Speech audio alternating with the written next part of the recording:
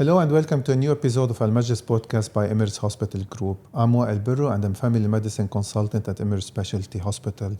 Today is again pleasure to host Dr. Nigel, our frequent visitor with lots of information and to share with us. And today we're going to talk about a very common topic, fatty liver. Dr. Nigel? Thank you, Dr. 𝗘𝗹 𝗠𝗷𝗶𝘀𝗁. I'm Dr. Nigel. I'm a consultant physician and gastroenterologist here in Emirates Hospital in Jumeirah and also in Abu Dhabi. And I'm delighted to come and talk to you, 𝗘𝗹, about this topic. It's a pleasure having you here. And I want to talk about this important topic because I see it a lot in my practice as family doctor. I'm sure you see it way more in your practice as a gastroenterologist. When I was a trainee doctor and in my student doctor, we used to be told, oh, don't worry. We would send people home saying, don't worry, you don't have alcoholic liver disease, you don't have hepatitis, you just have fatty liver. Go home, don't worry, everything is good. Then over the years, things have changed. And even the name has been changing. Tell us about fatty liver, please. Tell us about the new names we use in medicine now for it. No, thank you. It's a great question. And you've really brought a very important point to light. Historically, over the last 20, 30 years, we were worried about alcohol, alcohol, how it damages the liver, and also about hepatitis C and hepatitis B. And as you know, hepatitis C has effectively been eliminated from our vocabulary over the last 5 to 10 years, so it can be cured. Hepatitis B not. But you would think that as those two major things have gone away, we would be fine and the liver would be fine. But no, what has happened is another disease has kind of come up, perhaps related to the fact that we live in a sedentary society and eat a lot of ultra-processed food and high-caloric food, etc., etc. And that is what was historically known as fatty liver disease. But over the years, probably over the last 5 years, because fatty liver disease, the name didn't seem to sit very well with people, it's moved through a number of changes in its names. So now it's known as metabolic-associated steatotic liver disease, which is quite a mouthful, metabolic-associated steatotic liver disease, otherwise abbreviated as MASLD. Not muscle, but MASLD. So we will, in the future, talking in this podcast, we'll talk about MASLD, meaning this fatty liver disease. Fair enough. So that's basically the change in the name. And perhaps going on to what we're going to be asking, well, why are we interested in this? Because you were interested in the past, like me, in alcohol. Because this fatty liver disease is like now the number one cause of cirrhosis and liver cancer, and the number one cause for liver transplant throughout the world. So that's why it's kind of very, very important. Now hepatitis C and alcohol are not the main ones, it's that. And it's a very common problem. Fair enough. And we'll elaborate more about the treatment, the diagnosis in a minute, but let's talk about numbers. People love to hear numbers. How common is this? And I know it's probably hard to know because maybe a lot of people are not diagnosed. So maybe let's talk numbers in terms of prevalence, and maybe if you can tell us about symptoms, if any. So let's say I'm sitting at home listening to this podcast or worried about fatty liver. Am I expected to feel something so that I could get checked? When should I worry about fatty liver? So sorry, it's a long question, but just to sound... Great question. I'm just going to repeat a little bit. So how do we know whether we have this MASLD or fatty liver disease, and when do we know and when do we not know? It's a great question because worldwide, when you look at many people, the prevalence is probably around 38 to 39% globally. That's like more than 1 in 3 people. But here in the MENA region, here in the UAE, in the greater MENA region, the prevalence is around 46%. 46% to 47%. So it's even higher. It's nearly 50%, 1 in 2 people. But the really weird thing is that you might think historically that this fatty liver or MASLD is only in obese or fat people. That is absolutely not the case. We are seeing this metabolic-associated fatty liver disease in even slim people, people who have a BMI below 25, who would consider themselves as normal weight. So if 1 in 5 people can have that, that's quite shocking because it obviously can lead to problems with the liver, a little bit like how someone may have mild blood pressure problem, not know about it, not treat it, and then many years later get a heart attack or a stroke. Someone may have MASLD and then develop heart disease and liver disease without even knowing about it. Okay, fair enough. Now, the word MASLD, like you said, is mouthful. We used to call it NAFL, which is non-alcoholic fatty liver. Now it's MASLD. And the word steatotic, it's quite medical for people listening. What's the difference between inflammation or steatotic and hepatitis or inflammation? That's a great question. I think for many of our audience, I think the most important thing to know about fatty liver disease or MASLD is that when fat, I mean, most people around the world are interested in their appearance on the outside, aren't they? They're interested in on what they look like. But doctors like you and me, we're interested about fat on the inside. Okay. So there are this category of people called TOFI, thin on the outside, fat on the inside. And this is a really, really important thing for us to know about. But when the fat goes into the liver, it's not as though the fat is surrounding the liver. No, the fat is going into each individual cell of the liver. So the liver changes color from a red color, which is because it has a lot of iron in it, to a yellow greasy color. And we know from multiple experiments and scientific research that fat itself within cells causes inflammation. And that's what causes the big problem in fatty liver disease, MASLD. Fat infiltrates the liver cells. Number two, it causes a level of inflammation, which we can sometimes detect by liver function test abnormalities like ALT and AST, and sometimes not. Sometimes we can detect it by seeing an elevated inflammatory marker in the blood called a CRP. And when we see that, then we know that that patient is on the way to developing an inflammatory condition of their body, which is probably going to increase their risk of developing cardiovascular disease and stroke, which is kind of weird, isn't it? Because you think, how is liver disease leading to heart disease? But that's one of the major morbidity from the liver disease. Fair enough. So again, this is to reinforce the importance of diagnosing fatty liver, interfering early, because this MASLD change into inflammation and then changing into risk factors for heart disease and also cirrhosis, of course, of the liver. But let's talk about diagnosis. You mentioned some liver enzymes there. I come to see you, you suspect that I might have fatty liver. What are the tests? Because patients are always worried, I don't want to go there because they will do a lot of tests. What are the tests that I expect to be done, starting from the cheap, basic ones to the more advanced ones? Well, that's a great question. How do you diagnose this disease? Well, the really funny thing is that most patients today, both in Abu Dhabi and Dubai and the MENA region, think that the simple tests that we have, like liver function test abnormalities and ultrasound of the abdomen, are going to be sensitive. So when their GP or their doctor or whoever tells them they've done an ultrasound, they've done the liver function test, and they're all normal, they feel quite happy. They say, there's nothing wrong with my liver.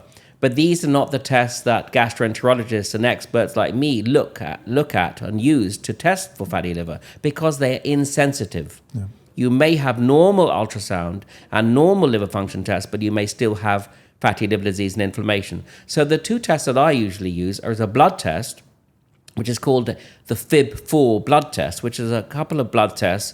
And that number, it will give a number. You put it into a calculator, the blood test results, and it comes up with a number. The number is either below 1.3 or above 1.3. If it's below 1.3, the chance of you having metabolic-associated fatty liver disease or steatotic liver disease is low. If it's above 1.3, then you probably do have it. And then we move on to step number 2. Step number 2 is to image the liver, not with an ultrasound probe, but with something called transient elastography or fibroscan, which is where a tiny probe is placed on the right-hand side, upper side of your abdomen, just below your ribs. And we send a shock wave into the liver, and from the reflected wave, which is an elastography wave, we can tell the quality of the meat of the liver without sticking a needle in and doing a liver biopsy. From that, we can get a very good idea of how much fat there is in the liver and is there any fibrosis or scarring in the liver. Very good. And this is widely available, but definitely in the hands of the expert like yourself will give us the right result. Absolutely. I mean, we have a cardiometabolic unit at Emirates Hospital in Jumeirah. So we basically liaise very closely with the cardiologist because so many of our patients and your patients, they have metabolic syndrome, don't they? Absolutely. Which is like a combination of high triglycerides and, maybe impaired glucose tolerance, etc., and or cholesterol issues. And they all kind of clustered together and that's why we work very closely with the cardiologist, because we're trying to reduce these risks. But absolutely, you brought a very important point, which is this. In some clinics, while you'll be surprised, because people feel that this test, which takes about 5 or 10 minutes, is a simple test and can be done easily, often it's given to nurses and other paramedical people to do. But as you know, if you give us, someone who is unqualified, who doesn't know the strengths and limitations of how to do the test, you can get wildly incorrect results. And I would say about 10% of my patients have had previous scans which are incorrect because they've been not done by people who have been properly trained. So I'd always advise you to get your scans done by a doctor who's trained in the technique. Absolutely, and I'm going to reinforce exactly the same point, because it's not about the false positive and false negative. False negative means I'm told I don't have the disease and I might be happy with that, and then in years later I come and have the disease. Or the false positive, which I see it a lot, where people get a lot of anxiety, worried about their health, and the scan was badly done and patients were told that they have something they don't have. So that's very important. Always talk to the expert like yourself about it. And even with me, sometimes, it can vary from day to day. It's not easy to get access to the liver from between the ribs. So last week I had a patient where the number for the fibrosis or the scarring was quite high, and it just didn't make clinical sense. And I brought the patient back and I did it carefully, because sometimes you need a longer time to do it, and then we got a more accurate, correct result. Whereas in some facilities, other facilities in the broader area, they will just do a one-off, give the result to the patient, and the patient has terrible anxiety, is quite stressed about things because they've been told they either have cirrhosis or some significant liver problem. Let's talk treatment. And I know that you're by heart an excellent family doctor, because you love prevention, you love lifestyle changes. What can patients do to start with before they get diagnosed? What can I do as an average person who wants to prevent the chance of having fatty liver? What are the lifestyle changes? And then let's talk also later about the medical treatment, if any, for someone who has fatty liver. So, as you said, me and you, we're on the same page with this. The big problem with the things that we advocate is that they are difficult for patients. So patients come to me and you, and we tell them the correct answer, and then they say, Dr. Wadil, Dr. Nigel, I'm going to go and see another doctor who's going to give me a medication, right? And the problem with that approach is that if you do that and you go to the doctor with the medication, you know as well as I that often the medication represents the icing on the cake.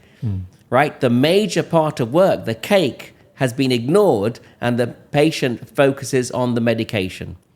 But if we want to focus on the major thing, you know as well as I what those two things are. The first thing is weight loss, if you happen to be overweight. So weight loss, even if you lose 7% of your body weight, if you're overweight, you can significantly reduce the amount of MASLD in your liver, or fat within your liver, significantly. The second step, apart from weight loss, is obviously a very close relative of weight loss: exercise. So many of the recommended societies recommend 150 minutes of regular, exercise, per week. That doesn't have to be running or like high intensity sports. It can just be brisk walking. So often for my patients, I recommend 30 minutes of brisk walking for the rest of your life until you're dead, right? Because I know that does not only help fatty liver disease, but as you know as well, regular exercise like that can reduce the chance of up to 12 to 13 different types of cancer. Now, in our time-pressed society, so many patients, They don't say, Doc, I don't have the time to do exercise. Doc, I have the time just to get some fast food or whatever. And we know that those things are really bad. But weight loss and exercise, and then obviously we'll move on to the food thing, are critically important with fatty liver disease. With regard to the medications, if we choose to go onto the medication route, if you happen to have diabetes and you also have MASLD, then we often use an old stalwart called pioglitazone, can be very helpful. But in other people who don't have diabetes, who have fatty liver disease, we often use vitamin E capsules. Although the benefit, as I said, is minimal compared with the diet and the exercise and the weight loss. What particular diet? Because you mentioned the word diet, and what sort of diet should people consider? So I like to make diet things very simple for people. And I think that it's very easy to talk about the common diets. Like, for example, it's very easy to talk about common diets, but sometimes diets are difficult for people to adjust to. The most common diet that's advocated is something called the Mediterranean diet, which is like one of the top 2 or 3 diets in the world. This is basically a diet based on the kinds of foods that people in the southern Mediterranean eat, the Greeks, etc. And this is a very, very healthy diet and can be very useful. But for some of my patients who are from the subcontinent, Indo-Pakistanis or, just from that subcontinent, often they have no understanding. Even Arabic patients, they don't say, well, what is a Mediterranean diet? We don't want to do that. And often for them, I tell them, listen, my friends, just cut down on high fructose corn syrup, which is a kind of fructose or kind of sugar found in processed foods. Cut down on all carbonated beverages like, Coca-Cola and Pepsi-Cola and fizzy drinks. And try to reduce your sugar intake and your processed foods. And often when they come back and repeat a FibroScan or looking for the amount of fat 6 months later, they see that if they follow these things, there can be a significant improvement. Fair enough. Now, I'm going to challenge you, though, a bit more, Dr. Nigel, because we mentioned TOFIs. We mentioned the people who are thin on the outside, fat on the inside. Those people are supposedly having a reasonable lifestyle, but they still have fatty liver. What is happening in terms of treatment for such people? So you know very well, it's a great question. You know very well that all around the world we have different genetic makeups, different racial makeups, right? A white Caucasian is different from an Arab phenotype, is different from a kind of South Asian phenotype. But we know specifically that the TOFI, thin on the outside, fat on the inside, occurs much more frequently amongst South Asians. And so those people, we have a lower index to screen them for fatty liver disease, because even though they may be of normal weight, we need to check them very, very carefully in regard of that thing. As I said, and perhaps we didn't say before, but when they did some studies recently doing an MRI on many of these patients who were thin, they found that up to 10 to 12% of these people by MRI, which is a kind of CT scan, a kind of a scanning machine, 10 to 12% of them had significant fat in their liver, even though they were thin on the outside.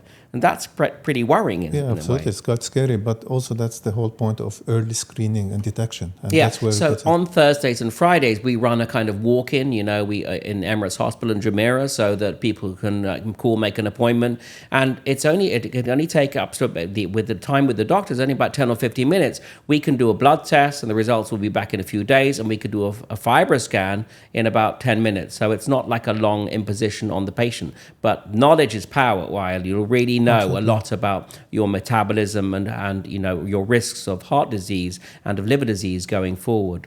I didn't mention, and perhaps I should mention, that there are some other drugs on the market which are more advanced drugs, and I think you know these very well.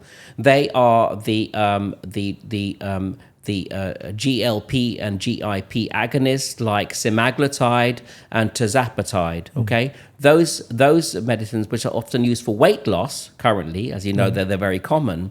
They can lead to significant improvement in weight loss as well, and up to 20 to 30% improvement in liver fat, as well as inflammation within the liver. And there's also resmetirom, which is also a new drug which is used for more advanced scarring in the liver. And again, I'm going to use this opportunity as well to remind the audience that please talk to your doctor before you consider those medications, because I know at the moment a lot of people are self-prescribing and self-medicating in the hope to lose fat and lose weight. So for the right person, under the right guidance, these medications are very helpful and useful. Absolutely. These medications are not like, candy. They are certainly not candy. And I've had patients who've been buying these medications, the weight loss medications, and then found they've had thyroid cancer. And one of them has died, from the thyroid cancer, which they didn't know. So you should always try and see a doctor and get your thyroid checked and many other things before you start on these medications. Absolutely. Now, before I finish for today, I want to get the crystal ball out. And I want you to tell us what's behind the scenes, what's happening, what the new treatment, and especially we always have to mention the word AI because it's everywhere. What's the new technology? What are the new kind of things coming in the management of MASLD? So I think the new things that are coming with regard to MASLD are like more advanced drugs. There are some new drugs. I'm not going to go into all the details, but they're just targeting, the relationship of how the fat leads to inflammation a bit more accurately. That's the first thing. And then there's some other drugs on the weight loss market, which instead of having one or two kind of peptides or chemicals within them, they have 3 peptides or chemicals within them. So they will probably lead to more significant weight loss, more significant reduction of the inflammation and the fat within the liver. And then there are some more specifically targeted medications which are now becoming more available for more advanced damage to the liver, especially in the context of having the MASLD. But also, I think we've spoken about this a little bit before. There are mechanisms where you can use artificial intelligence and analyze a stool sample and then come up with what's called a personalized diet plan. A diet plan that is individual for each individual, which is based on AI analyzing your microbiome and what your nutritional and metabolic status is. And that is something that is coming around the corner, and some of my patients are doing that, and that can sometimes help in the regulation of the amount of fat in their liver. Well, so it's definitely exciting times. We do have a new diagnosis that people have to be aware about, but there's always hope.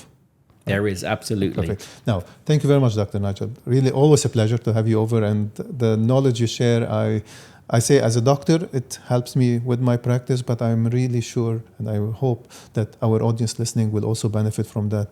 Any last or take-home message you want to tell our audience today? I think I will share with you because we are good friends. But a few years ago, about maybe 6 or 7 years ago, I was doing some scans, fiber scans on people. And I am not an obese person. I am a little overweight, right? As sort of men get to when they get in that age. But somehow when you're a doctor, you always think you're invincible and you think that nothing's going to happen to you.